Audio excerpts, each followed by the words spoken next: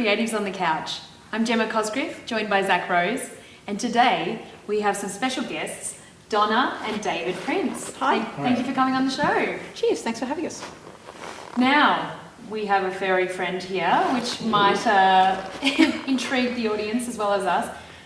You are puppeteers, as well as many other things, but tell us about your story, essentially, how you got involved in this work.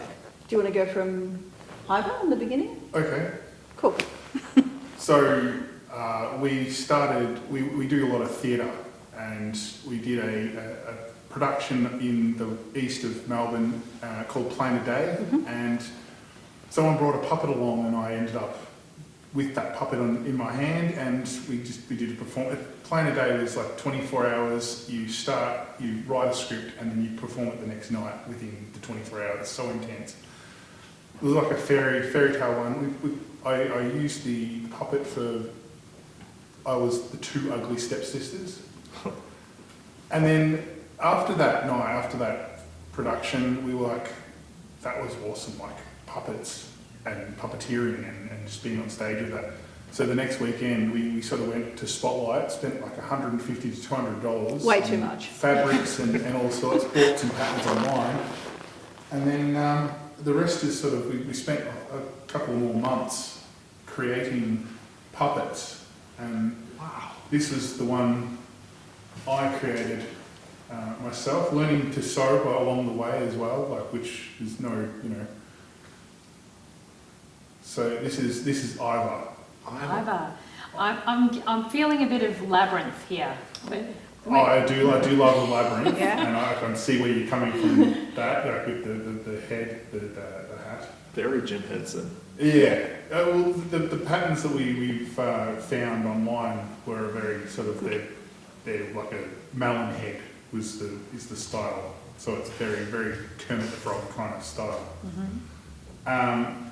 So yeah, and I had an idea of a character in my head of Ivor being the leader of his clan, but hating violence and swearing, and so he has to like dodge his, not tell anyone, but be bloodthirsty like a Viking should be. So yeah, that's pretty much how Ivor came about. And then from then on, we made a whole range of puppets and spent a lot of time doing that. And then along came The Beast, which was the production that was commissioned for the cow to be made. Donna, take it away. I'm going to grab his head because he needs to be a little time in the sunlight. So the director approached me and said, "Hey, do you know anyone that knows how to make a giant puppet cow?" And I went, "Me? I could do that for you." So I didn't quite know what I was doing, but I decided to give it a shot. And yeah, I came up with this guy because he's made out of recycled things. There's a lot of there's my old dressing gown inside of him, and also my daughter's dressing gown as well. It's hot pink, but you can't see because it's covered in fur. And yeah, so we made him for The Beast, and it's The Beast. I don't know if do you know the play, The Beast? Eddie Perfect's The Beast. Yeah, right? Eddie Perfect's The Beast. And so Eddie Perfect has seen this cow and he likes it, so that's really, really cool. So I'm very, very happy with Eddie Perfect's reaction to this cow.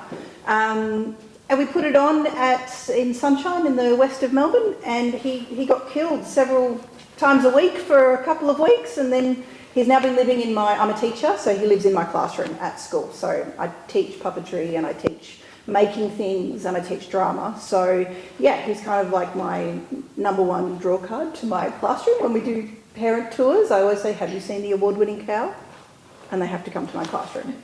The Beast, also I did backstage for The Beast, and it ended up being that, we wanted the cow to sort of, leading up to the death, he had to be a little bit more realistic than just having his head plop on the ground or in a bucket.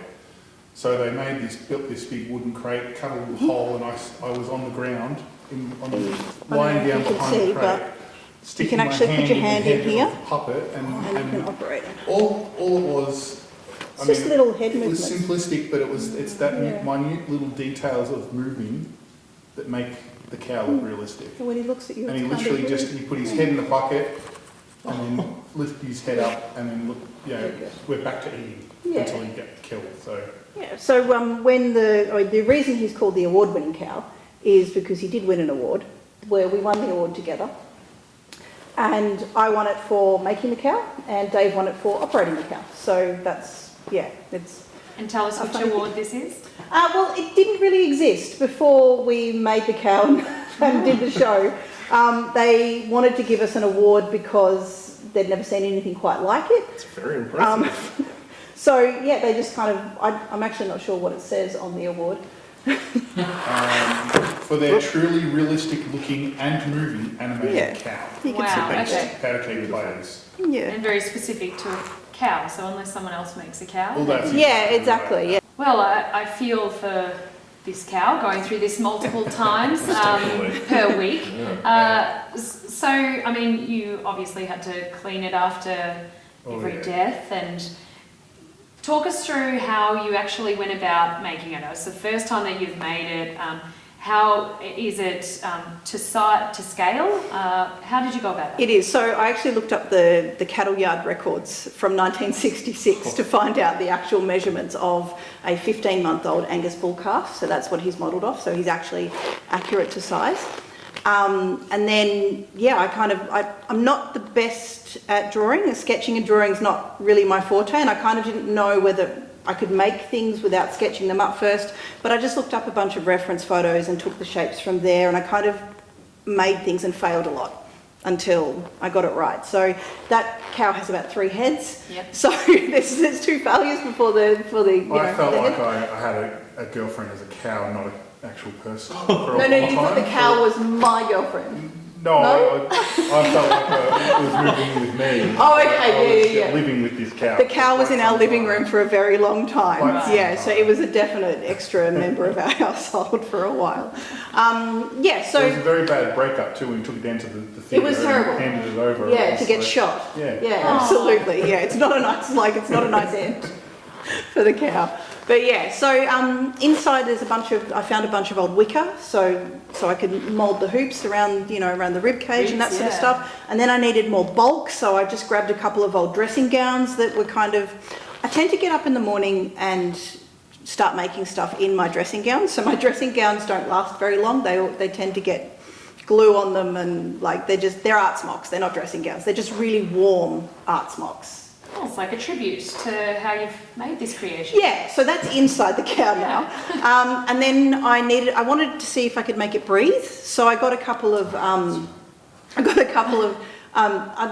they're goon sacks, but they're called, the inside of... Cask wine. Cask wine, yeah. Goon bag, everyone I didn't knows want to use the Australian goon sack. I wanted, the inside bladder of cask wine. So I got a couple of those and I've hooked them all up together. And so you can connect a tube to the inside of it.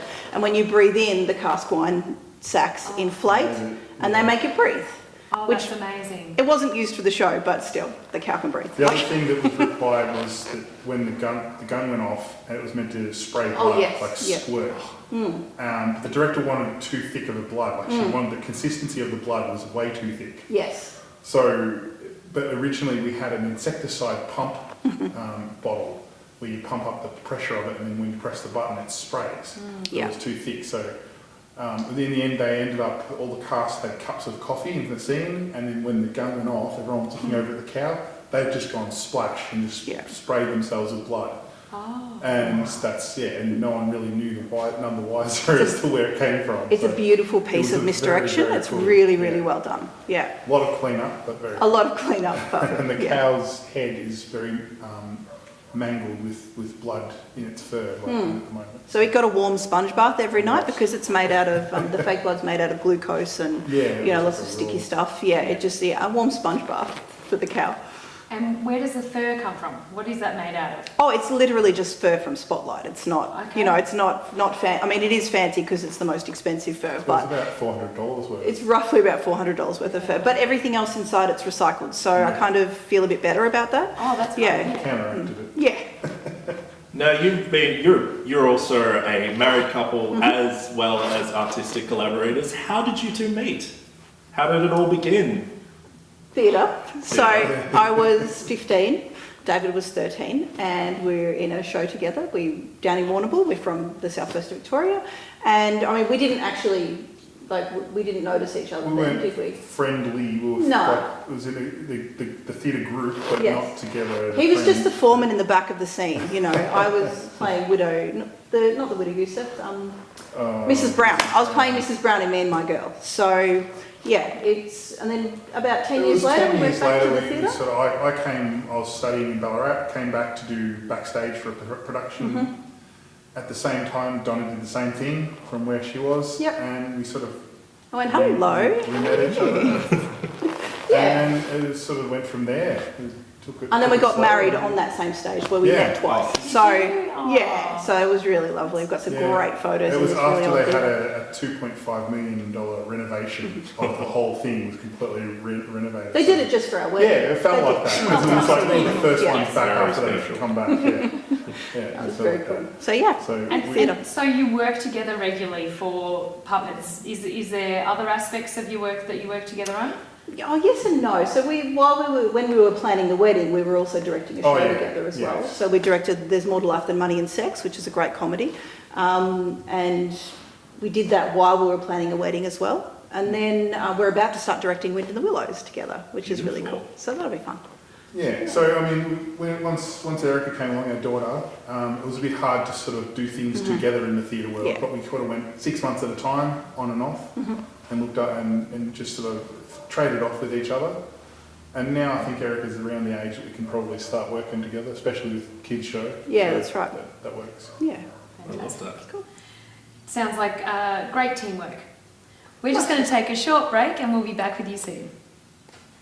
Welcome back to Creatives on the Couch. We're speaking with Donna and David Prince. Now we've heard about your experience working together on puppets, but you also do quite a bit of other work, teaching other aspects of performance and stage. Talk to us about how you have got involved in all of those different aspects. My background, I started doing the musical theatre, but then not being good enough to sing, I kind of went into the tech side and the sound and lighting side of things. So I studied in Ballarat for a couple of years. Went into the industry for probably a couple more years after that and went, this is not really for me, and changed careers completely and did complete. But my actual passion would probably still be in the theatre, being on stage. But I love every aspect of it, like, you know, director, producer, backstage, you know, anything to do with it. It's just, that's where I love to be. And it's been great to have someone that can, you know, relate to that, most of that, so. Yeah, I'd get it. For my part, I suffer from something called no absolute separation between work and life at all. And so when I'm making puppets, I'm making them at home and then I bring them into my classroom. So I specifically teach a subject called theatre arts. And that is everything that you could want to do with theatre except for acting. So drama is where you come and you act in my class, but also I found there was a real need for kids who want to get involved in theatre, but they don't want to be an actor, you know, necessarily. So I teach lighting, I teach sound, I teach all the making skills, sets, design, you know, everything else that goes up to make, you know, the magic that is, you know, theatre. And so, yeah, when I'm making puppets at home, I bring them into school and I show the kids what I'm doing for the work I do outside of school.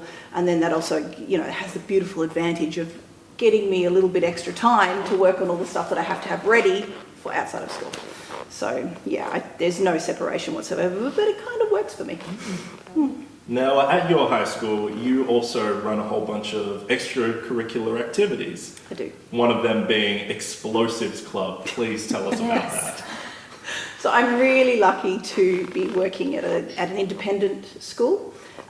So it's not that we don't have the same regulations, but I don't have the same expectations as other teachers. So I try not to brag about it because it really is the best job in the world.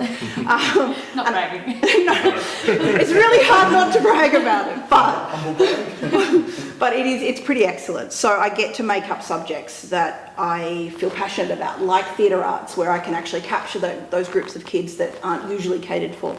But another thing I get to do is Explosions Club, and that's a club where very safely and using all safety protocols involved, we blow stuff up, which is great. So it includes things like amateur rocketry and literally, I have an explosions guy. I'm not sure many people have an explosions guy, but I give him a call and he comes and does really big movie explosions for us. So anything you've seen on Australian television in about the last 10 years, that's my guy. He's in charge of that. Donna made one of the kids film her as the explosion was in the background and she was walking towards the camera. So there was like, you know, Slow motion, really die hard. explosion, action hero. Okay. Cool guys don't look at explosions. They set the bomb and they walk away. Like it's very, very fun. So yeah, that's it's a huge draw card. I don't know if you can tell, but I'm a massive nerd, and that's kind of my demographic at school. So I run Warhammer Club, and I run a D&D club, and I run all these clubs that cater for kids who, I don't know, they're just like me. They're my people. So yeah, Explosions Club is part of that. Speaking of being a nerd, Sure. we all met for a little show called Shakespeare Aliens. Yes. Of course, Dave, you gave me my shoes. I parted ways with my steel cap boots. So I could be a badass on stage. Yeah. And you constructed the xenomorphs, the eggs, everything. Yeah. Tell us about that. That was my lockdown depression project. So it was kind of lucky that lockdown happened, but also it kind of sucked that lockdown happened. So we needed xenomorphs and we needed a xenomorph queen. So I took the work of a guy who makes his brand name on YouTube is Epic Cardboard Props. His first name's Raphael. I have no idea of his last name, but I took his design and then I had to modify it because we wanted to wear them and we wanted to have the xenomorph, the mouths come out of the middle of them. So I took his work, modified it, and then we popped it on stage with a bunch of puppeteers. And then I was not going to get on stage, but the head puppeteer got COVID. So I ended up having to jump on stage and good lesson in designing your puppets well so that you can wear them and worrying about the comfort of the actors. So, yeah. Now, for the uninitiated, Shakespeare Aliens is, of course, a rendition of Aliens redone as a Shakespearean comedy. And we were all in that, and that's really exciting. Can we have a look at, I understand you've brought some of these props in? We have. Yes. We can have a look at them for sure. Do you want? Right. Oh, So, start with the smallest of them. So, this is the chest burster. I'm terrified already. Yeah, so this is a modified Kermit puppet that I've, added the head to, and yeah, he just does it, and literally, the drama. And then Apron comes along and kills. Very good. Yeah, so that's the smallest one. Is kind of. and what have you got there? You've got Oh yeah. Oh boy. This one, when we do this show on stage, the most gratifying response I get is when these appear for the first time, because they appear in a scene where they're in holding tanks, and so they're just gently wiggling their way, and the audience reaction is always really, because they're nice and they're made out of latex. So they kind of wobble really, really well, and this part here is 3D printed and then moulded out of latex as well. So it's pretty cool. It wasn't without its process though, these puppets. Yeah. So We actually have a frog cave out in our backyard from the first iteration of the xenomorph. true. Yes. So it's become a frog cave. It Yes. was done in plaster. Yeah. And being plastered as being very heavy wasn't really viable for the way we were envisioning. Well, hang on. Let me go back and explain how. So, first of all, I made this out of fabric. It was a soft toy, and then I cast the soft toy in plaster to create the negative, so I could create a positive out of latex, and then glue it all together, put foam on the inside of it, all that sort of stuff. So the first plaster negative of this is now in our backyard as a frog cave. Right. The frogs love it. They're great. Yeah, they do. Now, when you talk about latex, are we talking about sheets of material? How do you work with latex? Yeah, so liquid latex. Okay. So I will be remaking these soon, and I won't be using latex because it tends to degrade over time, and that's not the best when they're suffering pretty hard use. They're getting shot at, they're getting trapped behind tables, and You know, it's they get pretty rough treatment. So what techniques are you going to employ in the future? I think I'm going to go back to fabric. Okay. Fabric and all like a leather, like a faux leather, to get that kind of wet, gross look. Probably with paint on the outside as well to make it stand out better on stage. So yeah, there's a process to figuring out what's going to work and what's going to last over. How many shows have we done with these now? We've done 3. Yeah, but how many? Like 3 lots of. 5 or 6. Yeah, so maybe 15, 16 shows. So they're pretty good for 15, 16 shows, but they could be better, I reckon. Well, we will return to this chat. We'll be right back after some short messages. Welcome back to Creatives on the Couch. We're here with Donna and Dave Prince, and they've got a xenomorph. Look at that! Which I'm slightly terrified of right now. Who is this, and what did you make this for? This is for Shakespeare Aliens. This is one of our major creatures, and this is his function. His function is to kill you in a horrible, horrible way, and he's made out of cardboard, paint, and a couple of coat hangers. Oh, and a bicycle helmet so you can wear it. Oh, very clever. Yeah. With your design, what is one of the biggest challenges that you have along the way, or have you come across? Yeah, probably materials and choosing the right materials, and when you choose the wrong material, it failing and then having to go back to the drawing board. So, for example, the teeth, I started to make them out of something called thermoplastic, which is a hard plastic that softens in hot water, but then when it gets cold, it goes very much like these teeth here. However, when they get any kind of warmth, say if they're left in a car or they're left under hot theatre lights, they tend to soften. So there was a very panicked night we spent reforming teeth before half an hour before we went on stage, because they all melted off in a hot car, which is, it's part of the joy of live theatre, isn't it? Far less scary than they're intended to be. Yeah. They are very much not scary without teeth. Yes. No. They're like old people. So how can we all keep across what you're up to and when your projects are coming to life? So if you look up the Ghostlight League on probably Instagram, Facebook, all good social media outlets, you'll probably find me there. And if you're looking for my Instagram, it's at GateGirl5353. Fantastic, thank you. Well, thank you both for coming along. Thanks for having us. Thank you. And you've been watching Creatives on the Couch. We'll see you next week. Bye for now.